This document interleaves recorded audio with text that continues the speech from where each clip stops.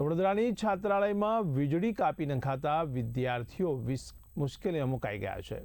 શ્રી છીકે ભગત પાટીદાર છાત્રાલયમાં 100 વિદ્યાર્થીઓ અને 24 કર્મચારીઓનું ભવિષ્ય હાલ જોખમમાં હોય તેવું દેખાઈ રહ્યું છે। ત્યારે ટ્રસ્ટીઓ સામે ગંભીર આક્ષેપ કરી આવી રહ્યો છે, જેમાં છાત્રાલય આરવી દેસાઈ રોડ પર આવેલી છે, જેમાં લાઇટ બિલ ભર્યા હોવા છતાં છાત્રાલયની લાઇટ કાપી નાખવામાં આવતા વિદ્યાર્થીઓને ભારે હાલાકી ભોગવવા માટે મજબૂર બન્યા છે। શ્રી ભક્ત પાટીદાર કેળવણી મંડળ સંચાલિત શ્રી છીકે ભગત પાટીદાર છાત્રાલયમાં રહેતા વિદ્યાર્થીઓને દબાણ કરીને ખાલી કરાવવાનો પ્રયાસ કરવામાં આવી રહ્યો હોવાનો પણ આક્ષેપ કરાયો છે।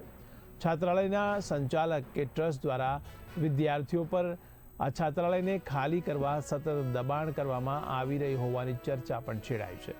ત્યારે હાલ આ મામલો નામદાર કોર્ટમાં ચાલી રહ્યો છે, જેમાં 7 મહિના માટે એક્સટેન્શન માંગવામાં આવ્યું છે, પરંતુ ટ્રસ્ટીઓ 7 કલાક પણ આપવા તૈયાર નથી। ત્યારે ગત 29 જાન્યુઆરીએ પીવાના પાણીની મોટર ઊંચકી લેવામાં આવી હતી, ત્યારબાદ નવી મોટર લાવવામાં આવી તો છાત્રાલયનું ઇલેક્ટ્રિક કનેક્શન પણ કાપી નાખવામાં આવ્યું છે। ત્યારે મામલો કોર્ટમાં ચાલી રહ્યો છે અને 22 ફેબ્રુઆરીએ આદેશ આવવાનો છે। તેમ છતાં જાણી જોઈને વિદ્યાર્થીઓને હેરાન કરવામાં આવી રહ્યા હોવાની ચર્ચા છેડાઈ છે।